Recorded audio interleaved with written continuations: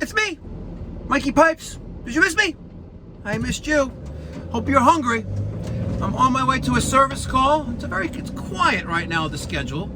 You know, it's kind of quiet, but I'm on my way to a service call in the 5 towns, Hewlett Neck.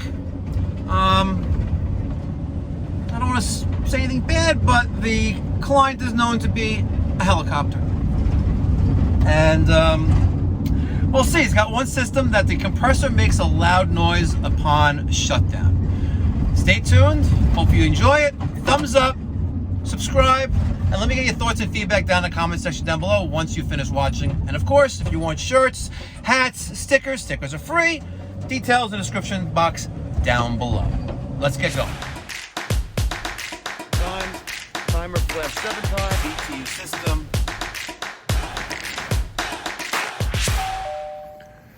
All right, let's see what we got here.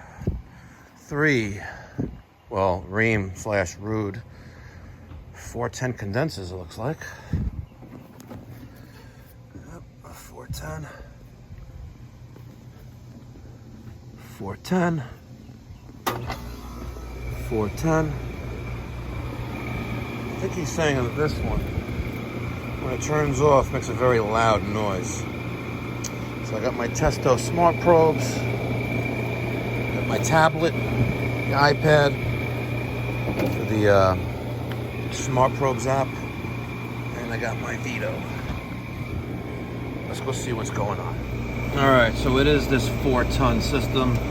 Let's do a quick little, good technician is observing his surroundings. You're gonna see that the service port cap is missing off the suction side. And it hasn't been on probably since installation because of the discoloration on there.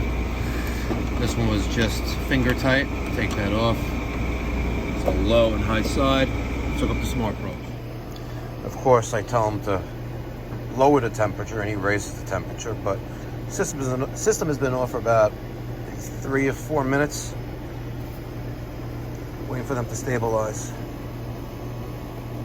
I don't think she is going to stabilize anytime soon, but it takes a while with those TXVs. All right, while we're waiting for thermostat to behave and turn on, I took all the covers off. These units are about 6 years old, no maintenance. I'm definitely going to use my leaf blower, clean out all the electrical compartments, and then we'll test all the capacitors. There ain't no cap missing on that one too, both sides actually. Let's see, did I not notice that on this one? Well, this one's got the caps, which are hand tight, of course. Yep. Which we'll tighten them up with Kev. All right, this pile came out of here so far.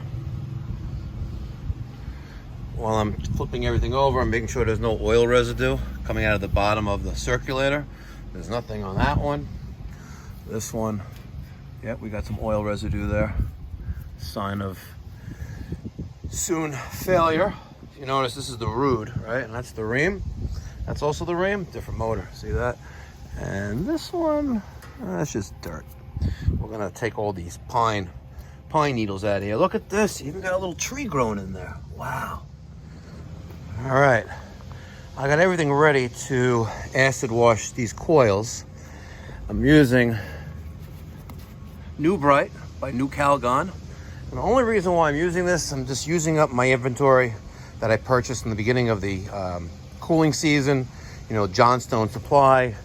Before each season begins, they have pre-season sales. I bought, I don't know, like a dozen cases, which I normally go through in the course of a summer. And of course, I have remaining supply left. So as soon as that's over with, I'm exclusively using the Viper by Refrigeration Technologies. So I got my hose, got my spray gun, the nozzle, and I also got this 1/2-inch IPS boiler drain. Now I think, why is Mikey Pipes bringing in a boiler drain? Well, the answer is simple. Work smarter, not harder. I just slipped up there almost. Work smarter, not harder. Let me show you. There are my 3 condensers. Here I'm standing. And there's irrigation. This does not work. This hasn't worked in, I don't know, God knows how long. Nothing's there. He says, no, it doesn't work. But I know that his irrigation is on. He's conveniently got a ball valve right there, and he's got a 1/2 inch plug there, PVC plug. So I'm gonna take the plug out, throw in the boiler drain, charge him accordingly for it. And now he's got an outside hose faucet if he needs water on this side of the house. And it's a ball valve, it'll never leak. It may freeze, but it'll never leak. And then the sprinkler people have another access point which they could hook that up to if they wish. All right, but before I do that, I'm gonna take out the rest of the debris and the trees that are growing inside that mulch farm.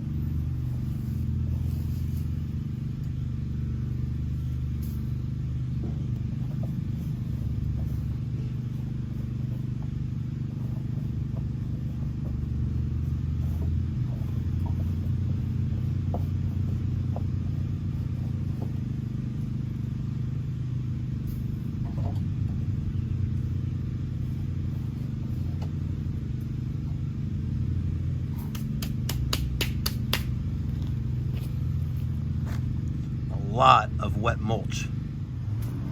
That's probably a good, I don't know, maybe 8 to 10 pounds of wet needle leaves. The bottom is wet, you know. And as you saw, the other one, this one, had the little beginning of a tree, little baby tree.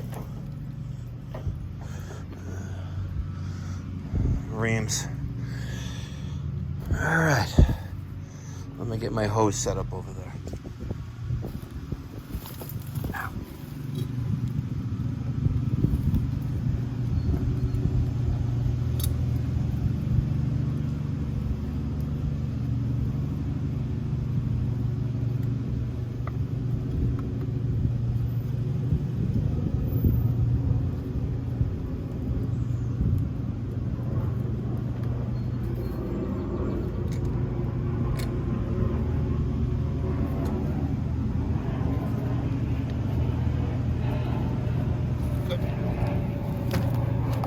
Easy peasy. All right, I'm gonna bang out all 3 of these at the same time, and I'm gonna likely finish this entire gallon container of New Bright. So let me fill up the coil gun, and we'll bang out the first, hopefully 1.5. And these systems haven't been cleaned in ever. They said they were serviced about 3 years ago, but you know, no one cleans these things out. I'm putting it on setting A. I'm gonna go turn on the water right now. All right.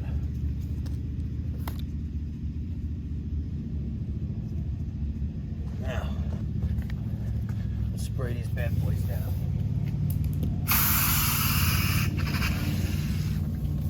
Put my hose out a little bit. Okay. And I'm spraying on the inside.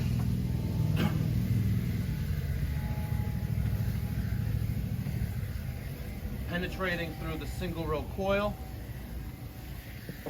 and you're going to see the amount of dirt that we take out of this thing. It's already pretty brown already, and I don't know if you'll be able to see it in here, but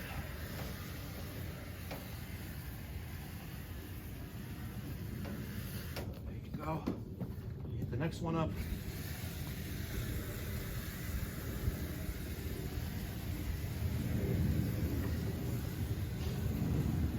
And some of you are saying, well, Mikey Pipes, you should have pre-rinsed it. Yeah, I guess I could have. Or how come you didn't get rid of the pine needles first? They're already wet. I'm not too worried about it. Also, the landscaper is ready right down the block. And they're going to take it away anyway. All right. I got the first almost 2 done. Let me refill the container. Like I said, I anticipated using the whole gallon, and I'll probably be a little shy of that. I'll have enough for just maybe 1 more condenser after this job. And as far as the billing, I have quantity 3 condenser acid wash. It's in the iPad that way.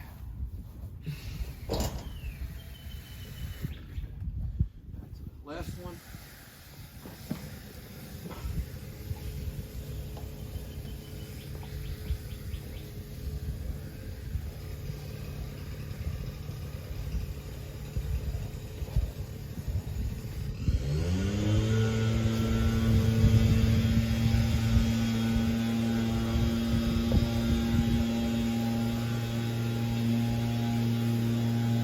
I hope you guys enjoy this content that I create, and I try to post on a daily basis. You know, I really enjoy what I do. And based on the comments I get, you guys understand that I really do love this. I really wouldn't want to do anything else. And that's one of the reasons why I want to partner up with a plumber in Florida, and I just want to do HVAC all day long.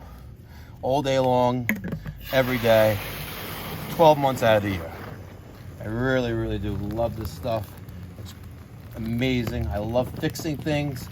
I love recognizing a problem, coming up with solutions to fix it, and present solutions to my clients, and then implement those recommendations.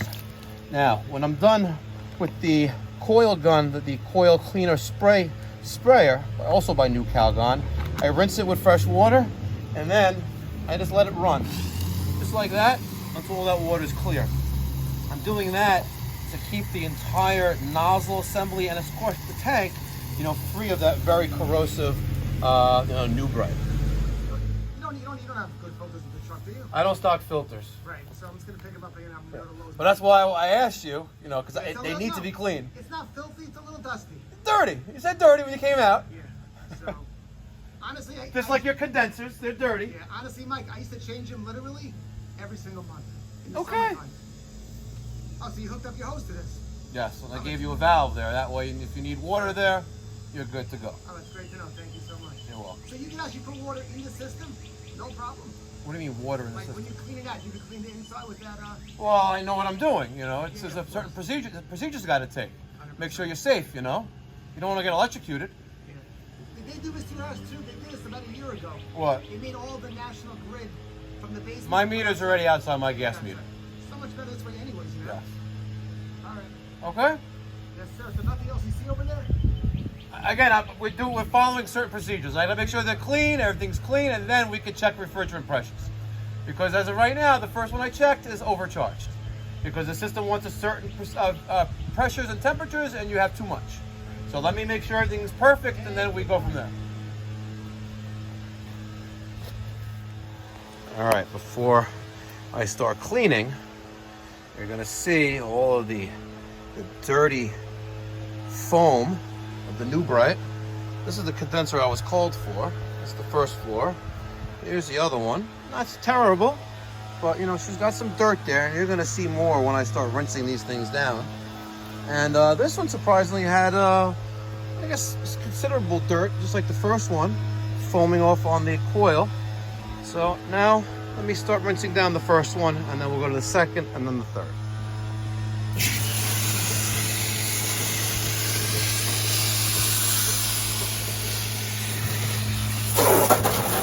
Get the hose in a good position here. And you can see, I don't know if the camera's showing this, but she's pretty brown in there. Yeah. I don't know how well the camera's showing it, but it is pretty dirty. And if you ain't testing, like doing this, you're guessing. All right, let me finish up cleaning up these units and get back at reassembly. All right, before I reassemble all the condenser fan motor assemblies, you can now see the bottom. of each condenser.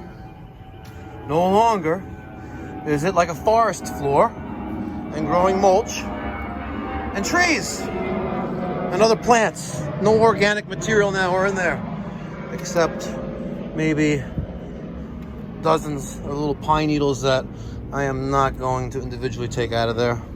Sorry, not gonna happen. They're all nice and clean. Let's start reassembling one by one and then recheck pressures. And if we need to, recover. Also gonna check capacitors while we're at it. Stay tuned. All right, all of my 3 condensers have been reassembled. And if you notice, my pressure still didn't stabilize. It's been about, I don't say about maybe about 40 minutes or so, and they still did not stabilize. So I do suspect the compressor on the system is wearing prematurely compared to the others. There's a reason why this was a newer unit, because he already had this one replaced. And I'm gonna wager that this compressor is on its way out. You know, those springs that hold everything together inside, you know, the valves, and again, I'm not an engineer, never claimed to be an engineer, but the noise it makes, like noise at shutdown, that's the internal components of the compressor, which is a hermetically sealed component, failing. All right. I did check this one. This is a 70 over 7.5, and she, common to Herm, 71.8, common to Fan, 77.3. She's good. There's an old saying, a frequent comment that keeps appearing every so often, that if I ain't showing it, I guess I ain't doing it. So I just showed you, I did it. All right, checked all 3 of them. Let's apply power. Make sure your shoes remain dry. Just missing the guard there. It is what it is. We'll let this run for about 10-15 minutes and see what we got. All right, so she's been running for about 10 minutes or so. And while I was waiting for this thing to, you know, start balancing itself out, equalize, things like that, I'm just doing a general cleanup, putting some tools back away in the truck, the hose, all that good stuff. And now I'm looking at the charging chart, which is located on the inside front cover of the electrical compartment. I don't want to lose the screws. I'm still going to leave them in there right there for now. All right, my outdoor temperature right now is 81 degrees. Let's refer to the 13 SEER air conditioning charging chart. So here we can do a gross system charge, and below that, subcooling, which is final charge verification. So let's talk about the outdoor temperature. I'm at 81 degrees. We have 82 as an option, so we're going to use that. I got a 48. All right, that's a 4-ton. And I'm going to go to 82, and it's telling me that I need 6 degrees of subcooling. Now, I guess we could do just the gross charge check first, measuring liquid pressure and vapor pressure. And I got that 48. I have an outdoor temperature of 82 degrees. Go to 48. I should be at 134 over 320. All right, so let's see what we got over there. 134 over 320. I got 140 over 329. So based on these numbers and based on that very high subcooling ratio, number, that calculation, I am overcharged. And that may or may not be a contributing factor to the, in my opinion, the increased wear and tear on the compressor, which is gonna die in early age. And all you guys wanna say, oh, beer can cold, yeah, she's condensing, right? But if you ain't testing, you're guessing. Don't be a guesser, be a tester. St. Mike commands thee to test, don't guess. All right, I got it to around 8 degrees, subcooling. I don't like my stupid little nylon, you know, rings in those washers. I hate them. Well, I don't like how low that is. But I got around 8 degrees subcooling. It really wants 6. But my temperature did drop a little bit, not that much. But should be around 6. I just feel so bad taking out so much refrigerant. I just took out almost 4 pounds. Like, seriously, that's a lot. And I got a 35-degree evaporator coil, and I'm sure other conditions aren't great, but I'm much better at 8 degrees of subcooling than 16 it was. And see my line set. Well, it's not even the one. This one goes in there and it goes through there. Well, acid washed 1, 2, 3 condensers, recovered refrigerant R410A, and I got much better subcooling now. And now let's see if when I pull the disconnect, does it make that noise? All right, here we go. Yep, still got that noise. We're gonna wait a few minutes before I plug that back in.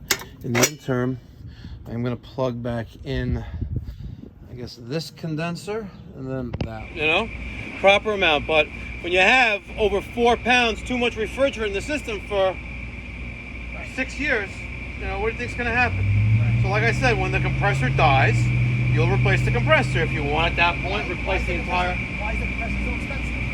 And I know it's the heart of the whole. It's like the engine of the machine. Exactly.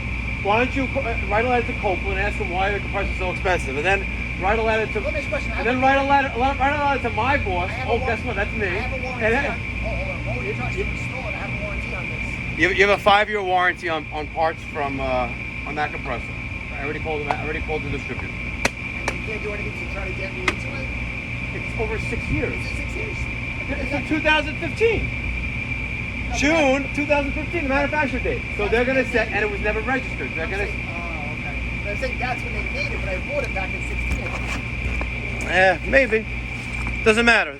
If you never registered it or you have no proof of purchase, with identifying the model and serial number, then it goes back to, you know, a few months after the manufacture date, and that would have ended last year anyway. Listen, they're cheap 13-SEER systems. Builder's grade equipment. You know, what do you expect? You said you paid peanuts for it, so. I'm saying I got a good whole set. Look, it's also 5 years. Yeah. You know? You email me the bill? Not yet. I got to add a couple more things. So. Maybe a couple more things to add in, huh? Well, you're missing caps on the service port, so I want to make sure that. So it's all capped up the right way? Correct. So, Mike, so what do I do now until this tree's gone to not get all the shit in here? Is there a cover that I can order or something? You can. They make outdoor condensing covers. For the winter? Yep. You know, you get them online, and you know, go from there. This is like one of the worst helicoptering clients ever, but you know, I don't mind. I don't mind the helicopter. I really don't. I don't mind helicoptering clients. What I do mind is that I'm saying the same thing over and over and over again, kind of like that guy in at the Halal Express, which, by the way, I'm going to next. By the way.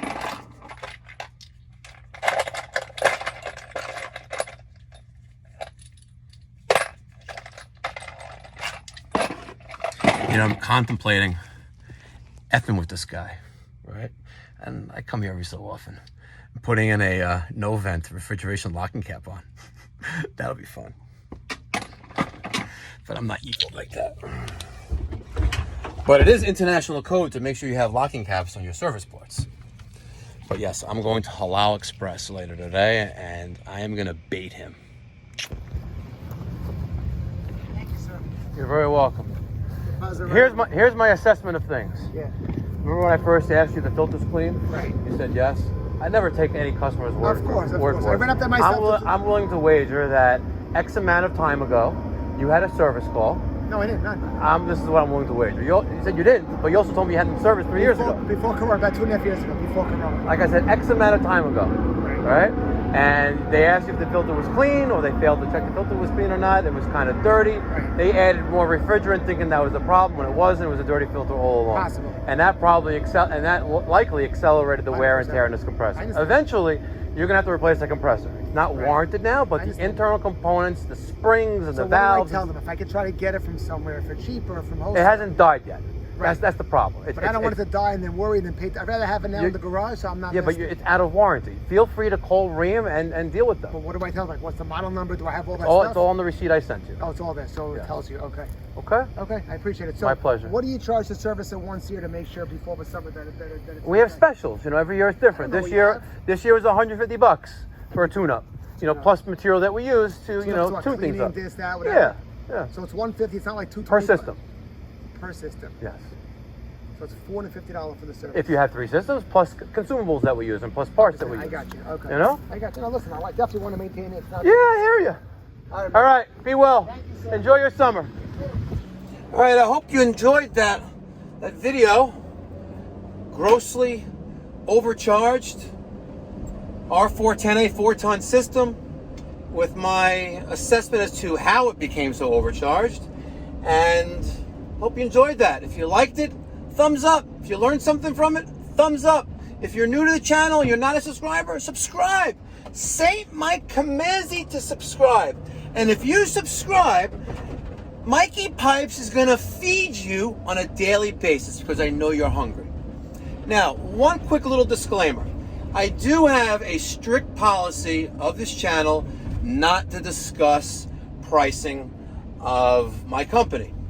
And I wanted to record the end of the conversation, but I also didn't want to stop the flow, and interrupt, so I could, hey, let me press pause, But I have a strict policy not to discuss pricing on this channel. I've let it slip or just let it by a couple times, in some videos, what my hourly rate is, what I charge.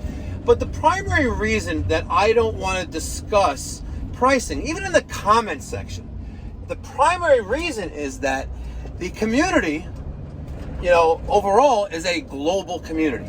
This YouTube platform, literally, the outreach is global.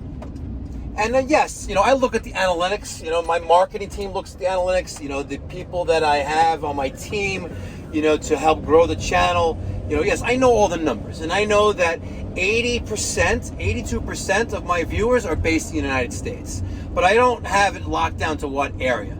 But everyone's demographic is different. The geographic area is different. So if my rate, for example, is $400 an hour, and I'm in the New York City metropolitan area, that's based on a variety of factors, which I could discuss in a different kind of video, more towards how to run a profitable HVAC and plumbing contracting business, right? But if I was in, let's say, like West Podunk, Kansas, and no disrespect to being anyone who lives in the Midwest or in the middle of nowhere, you may charge $97 an hour like some guys in Massachusetts do. And it's, again, if you have very little overhead, you run a shop out of your garage, out of your house, you have one truck on the road, and you don't have any real expenses, and you don't really, whatever. It's all based on overhead and factors like that. But that's the reason why I don't discuss pricing on this channel, because again, it's a moot point. The purpose of this channel is to educate and also entertain people who are interested in plumbing and HVAC and a little bit of side stuff like my Thanksgiving Day turkey and the pound of gold that I wear when I go on vacation. So again, hope you enjoyed the video. Please thumbs up, and don't forget, if you're interested in a Pipe Doctor hat, a t-shirt, stickers are free. Feel free to donate, for stickers. But if you want a hat or you want a shirt, a donation is appreciated and of course expected. All right, going up to my next service call. We'll see if I get some footage of that. Maybe I'll include it in this video, maybe I won't. But nonetheless, be well, be safe, and God bless. Comment, subscribe, thoughts, feedback, criticism down in the comment section down below. Mikey Pipes signing off.